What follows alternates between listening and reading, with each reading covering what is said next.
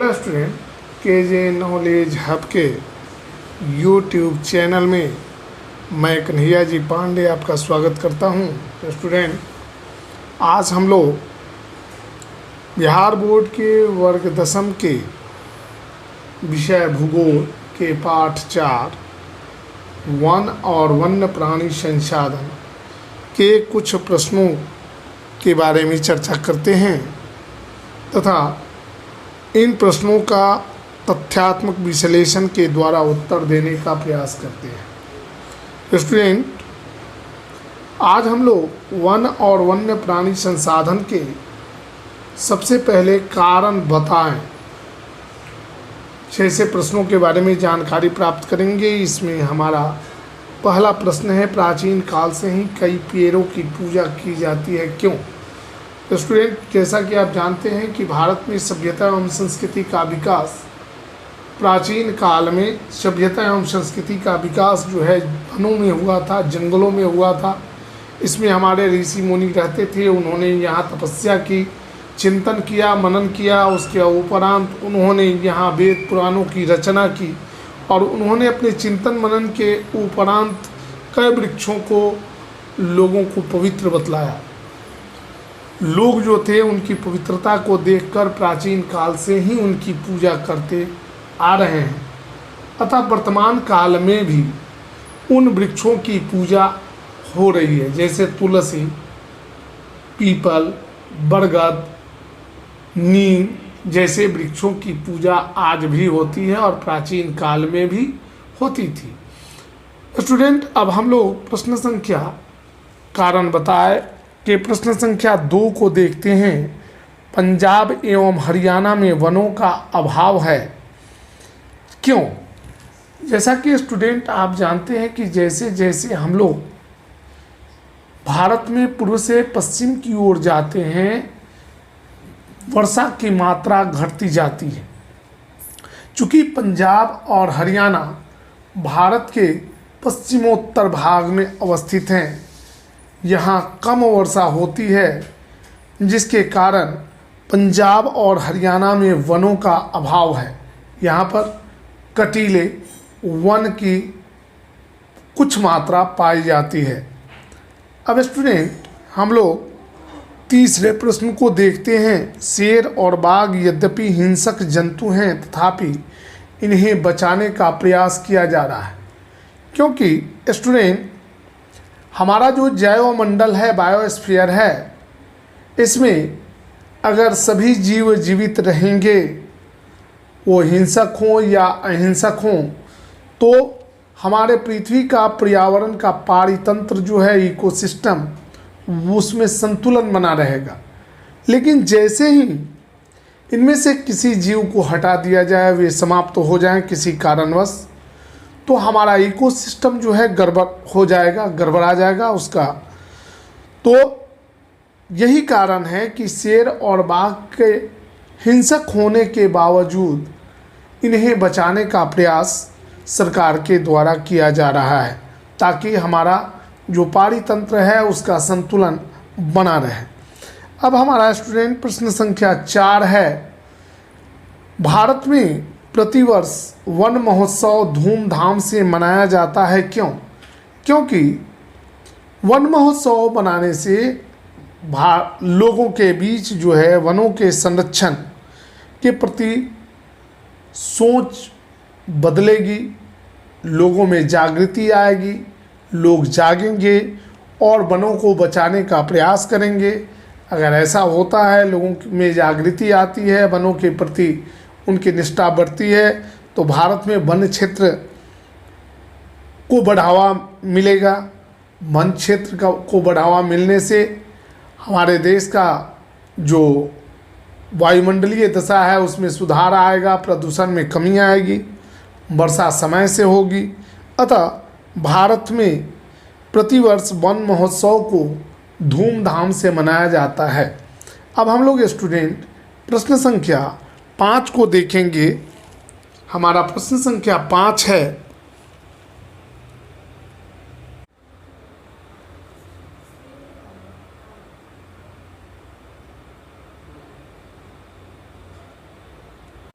तो स्टूडेंट हम लोग देखते हैं कारण बताए का अंतिम प्रश्न है, देश के अनेक भागों में वन क्षेत्रों को संरक्षित कर दिया गया है, क्यों? क्योंकि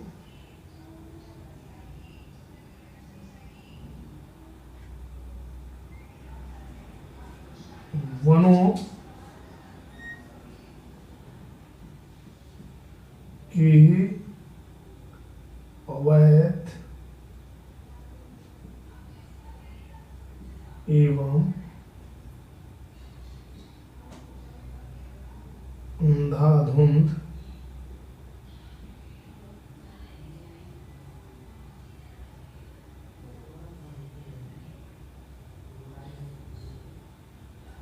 कटाई पर रोक लगाया जा सके, पर रोक लगाया जा सके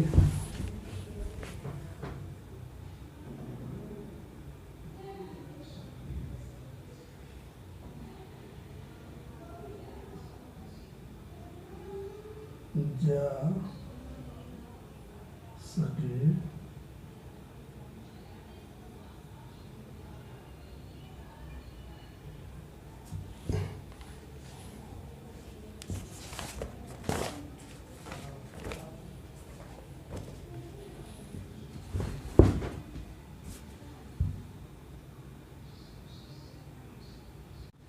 जा सके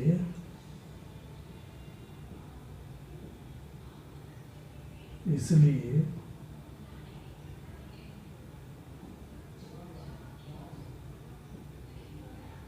देश के अनेक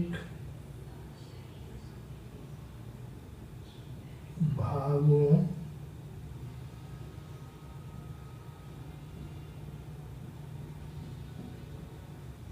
में वन क्षेत्रों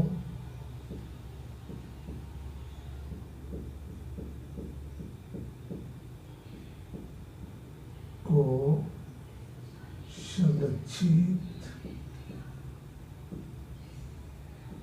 कर दिया गया है। तो स्टूडेंट हम लोग देखेंगे अति लघुत्तरीय प्रश्न का प्रश्न संख्या 1, भारत में सर्वप्रथम किस वर्ष वन नीति की घोषणा हुई? तो भारत में 1894 में सबसे पहले वन नीति की घोषणा की गई थी।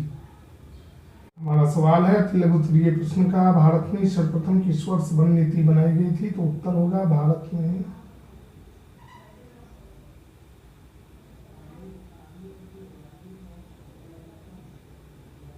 सर्वप्रथम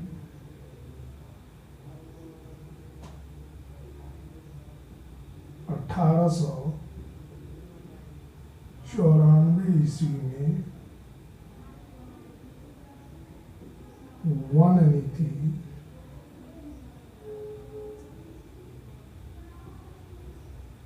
बनाई गई थी।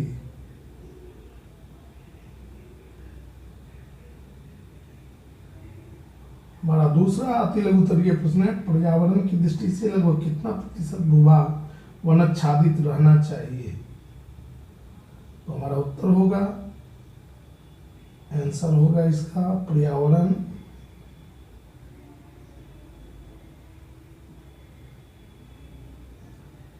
के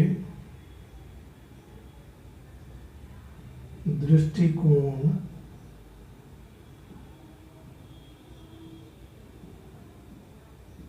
से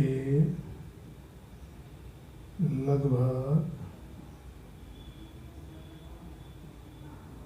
33.3% भूभाग वन आच्छादित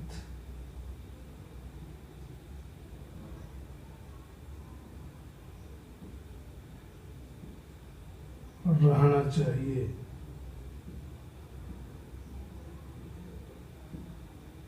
स्टूडेंट हम लोग प्रश्न संख्या 3 को देखते हैं।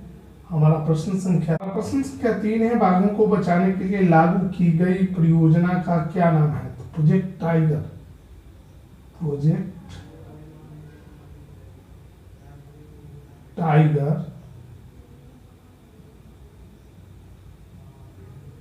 या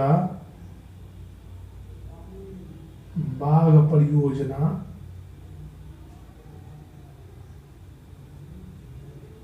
इसे 1972 में लागू किया गया था भारत सरकार के द्वारा। हमारा चौथा सवाल है स्टूडेंट, प्रश्न संख्या 4 है, भारत के किस राज्य में सर्वाधिक वन है? तो भारत के आंसर होगा मध्य प्रदेश,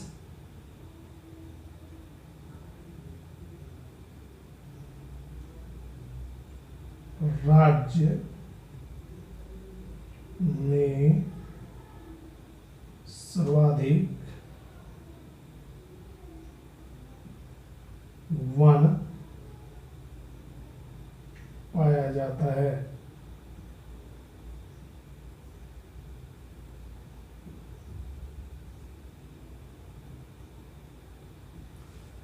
अब स्टूडेंट हमारा प्रश्न संख्या 5 जो है, राजस्थान एवं पंजाब प्रदेशों में किस प्रकार के वन पाए जाते हैं? तो स्टूडेंट इसका उत्तर होगा राजस्थान एवं पंजाब में कटीले वन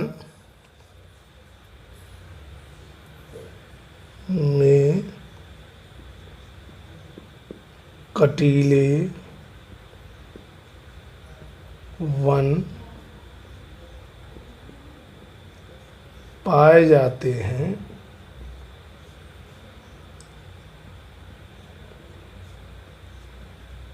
क्योंकि यहाँ कम वर्षा होती है। हमारा अति लघु उत्तरीय का अंतिम प्रश्न है, नंदा देवी किस राज्य में स्थित है? तो स्टूडेंट नंदा देवी जो है एक जैवमंडल क्षेत्र है और यह उत्तराखंड राज्य यानी उत्तरांचल में अवस्थित है। आंसर होगा नंदा देवी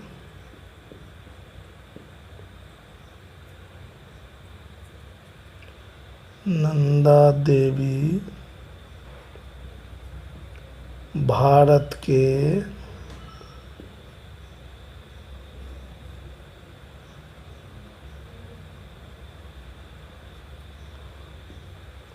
उत्तरांचल उत्तराखंड या उत्तराखंड ही नाम है, उत्तराखंड राज्य में स्थित है।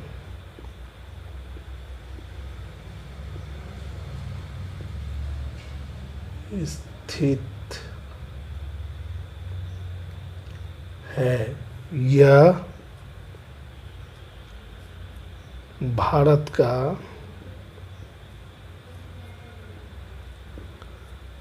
जैव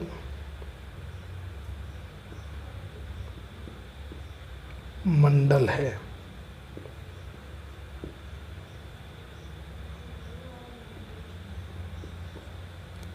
अब हम लोग स्टूडेंट आज हमने आपके समक्ष